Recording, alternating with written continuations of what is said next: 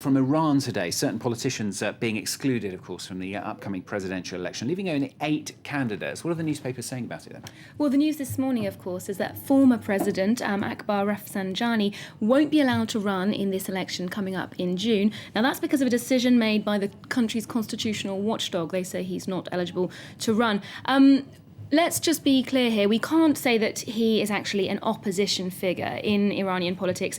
He has been a mainstream politician for quite a few years now, and he is a moderate and he's a reformist when compared to people like Khamenei, Ayatollah Khamenei, or President Ahmadinejad. So he's one of the people who, not too surprisingly, has been excluded from this vote.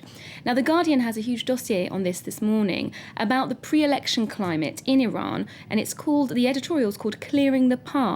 They say that Iran's been organising things quietly in the run-up to this election to ensure that there's no trouble around the vote. And they've also put together this very interesting database detailing 2,600 people, prisoners of conscience in Iran, who are either journalists or activists, maybe politicians, who could have posed a threat to the smooth running of the election. And so they've basically taken them out of the picture before the vote goes ahead. It is a little worrying, isn't it? It's a bit like what we saw last time back in 2009. Widespread protests from the Green Movement, which turned into quite violent results, didn't they? Yeah, and they touch on this in the article. They talk about the efforts of Mir Hossein Mousavi in 2009 to rally for a more reformist, more open Iran, and like you said, they ended very violently. Mousavi's still under house arrest to this day.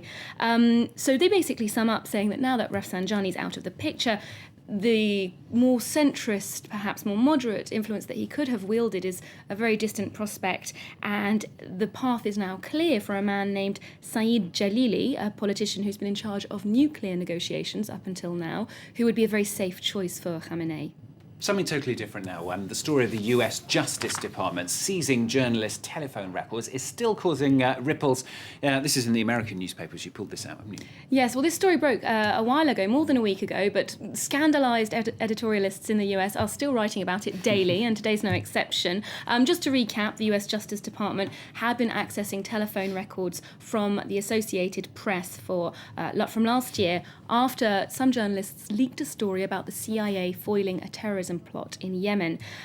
President Obama has stood by the Justice Department, saying that national security comes first and essentially press freedoms come second.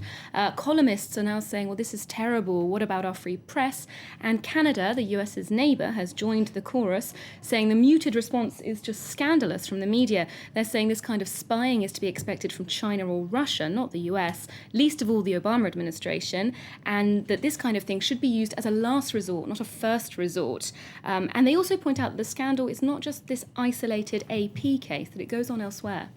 And what about the papers? What are they actually saying? Are they saying there's other cases of government essentially kind of wiretapping journalists? Really? Yeah, well, hacking in a way. It's more digital than actually wiretapping. But there's an editorial in the Wall Street Journal saying that another Fox reporter was identified as a co-conspirator because of his research for a story on North Korea, which then allowed the FBI to get a search warrant for his email account. And the article says that the message the government's sending out by doing this kind of thing is that if you're writing a story the administration doesn't like, then expect to get your email checked, or basically tantamount to intimidation of the press. Of course, there is the official line again and again that safety first. The International Herald Tribune has given a former Attorney General a platform to defend this position, saying we need to look out for national security, but his is a very lone voice in this debate. That's William Barr, emphasising how they need this information for national security, but like I say, he's slightly on his own there. Okay, and Olivia's also pulled out something a little bit different, a little bit lighter anyway. The story of a young mountaineer who's managed to break the law, and he's managed to do it at the highest point in the world, hasn't he? Yes, there was plenty of jokes this morning going around about a high-profile criminal. This is Daniel Hughes, who climbed Everest this week. An amazing achievement. Of course, you want to show everyone that you've done it. So here he is, the first man to make a video phone call from the summit. Oh, now, well done to him. Unfortunately, he's not phoning his mum, who'd be the first person I'd phone. But not his mum, mine. But he was actually phoning the BBC to give them a live broadcast. Now, as you can see, the Nepalese press didn't like it at all. That's the Himalayan, the local paper. They say that's an infringement of the law, that you have to ask for government permission to make an audiovisual broadcast, and he shouldn't have been doing it. Oh dear, he's in trouble. All right, Olivia, thanks very much, Olivia Salazar-Winspear, giving us the international papers. Here's the headlines then. The search for